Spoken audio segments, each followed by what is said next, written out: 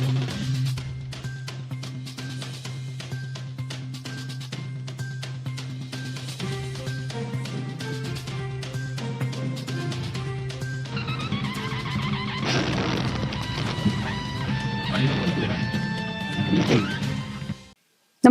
आपण पाहता Hirkani news.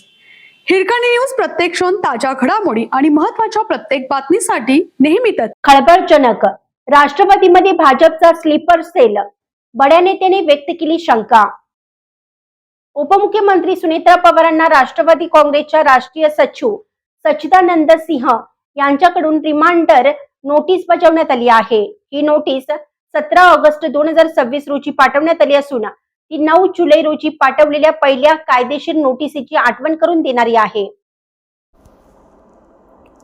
26 February रोजी झालेल्या राष्ट्रवादीच्या राष्ट्रीय अध्यक्षपदाच्या निवडीला राष्ट्रीय सचिव सच्चिदानंद सिंह यांनी आव्हान दिलं आहे. या पदावर सुनेत्रा पवारांची निवड झाली होती. ही निवड पक्षाच्या घटनेनुसार झाली नसल्याचा दावा सच्चिदानंद सिंह यांनी केला आहे. निवडणूक प्राधिकरण नेमले नव्हते, निवडणूक कार्यक्रम जाहीर केला नव्हता आणि राष्ट्रीय प्रतिनिधींना नामांकन भरण्याची किंवा मतदान करण्याची संधी दिली नव्हती असा आरोप करण्यात आला आहे.